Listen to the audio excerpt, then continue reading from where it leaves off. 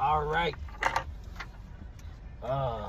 Today is June the 1st. Oh, actually, June the 2nd, 12:02 a.m.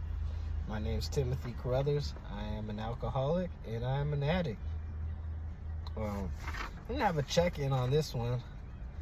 This is a motivation for recovery, which is funny because I think like the first four of these is exactly the reason I was in recovery. So it says, ask any group of people who are new to recovery why they want to stop using right now, and you will get many different answers.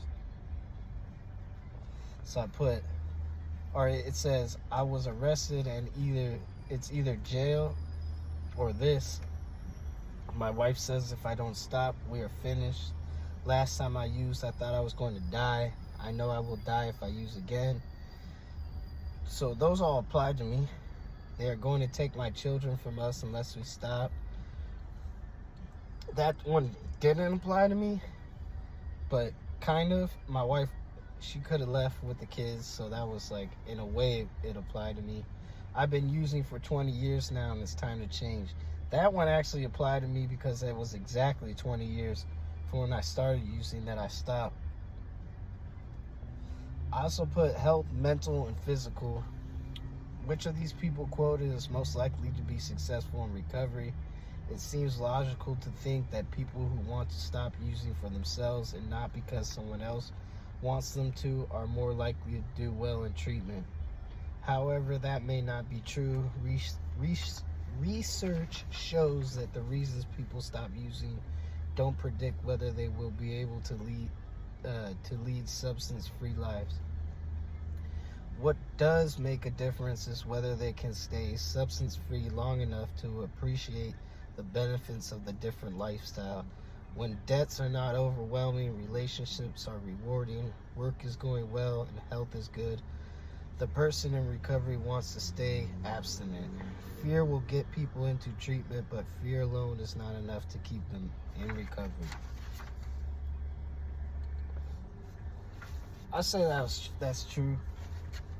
I mean, I felt like I wanted to drink earlier because I was cooking some teriyaki, and one of the components of it is rice wine.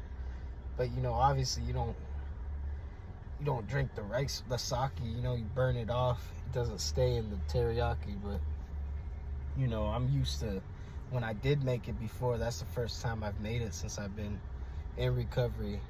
So it's hard to not want to drink straight from the bottle. But I didn't. I put it up there, so it's in the cabinet for next time I cook. It won't be touched.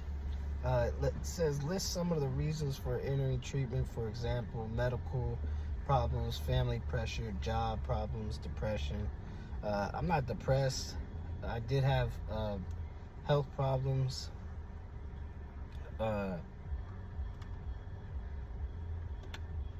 did have health problems. I overdosed in September. I was in the hospital for a few days. I did have legal problems. I got assault on police officer. But, everything worked out. In the last 7 months, I stayed sober. I completed my IOP program. They held me accountable. I took breathalyzers multiple times a week. I did drug tests every week.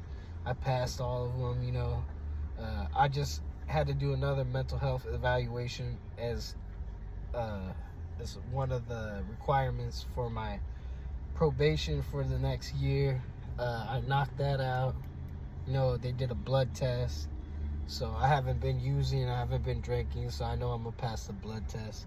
So all I got to do is show that, pay my court fees, and not get in trouble for the next year, and they'll dismiss the charges. So that's good. I mean, if I was still drinking, none of that shit would have happened. I probably would be in jail right now. It says list some of the reasons for continue. But on that main one though, all the times I always said I was gonna stop for other people, I never did do it, which kind of reflects the first page. But when I actually wanted to do it for myself, not knowing 100% whether or not my wife was actually going to come back or not, is when I finally did stop. So doing it for yourself, for me, was what worked for me. But I mean, it could be different for everybody. Said list some of the reasons for continuing to work on recovery today.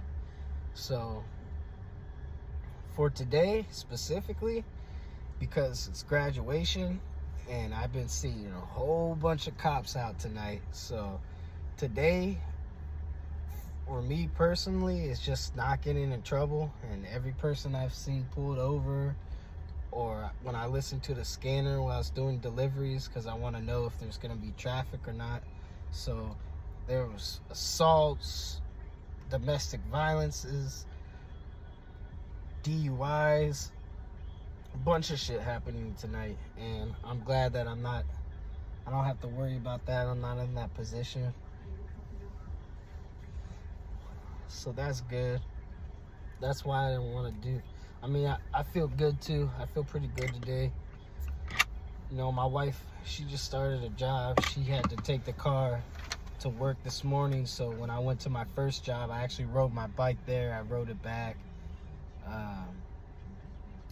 There was there from like 7:30, 1:30, and then came here at 6 to Papa John's. It was pretty busy tonight because of the graduations and stuff. So do you feel that the reasons for initially stopping substance use are the same reasons for staying abstinent today? Why or why not?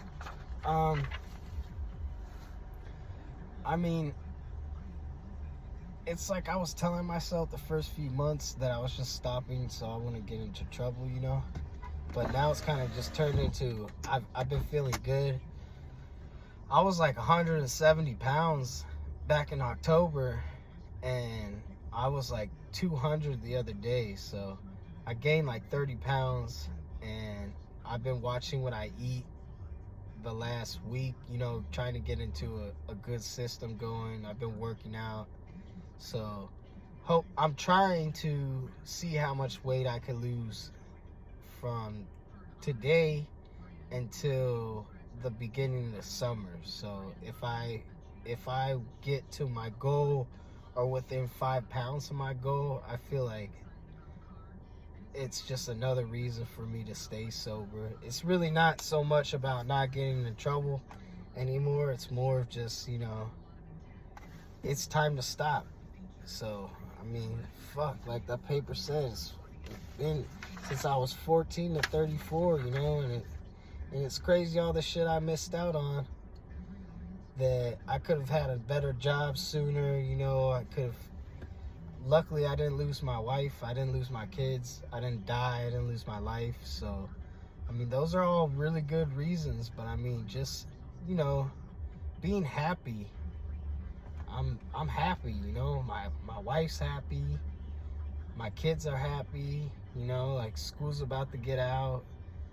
I don't have to worry, not having to look over my shoulder when I'm driving around because I'm not drunk. So like if a cop gets behind me or some shit, I'm just like, whatever, pull me over. I ain't got shit in my car.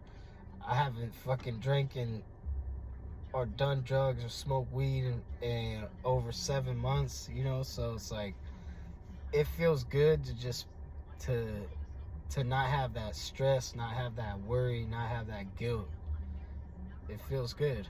I mean, I feel like everything's been going the way it should have been going the whole time. So that's all I got today. Thank you for listening. I hope you have a good night or a good day whenever you're watching this. Please don't drink and drive. Please don't do drugs.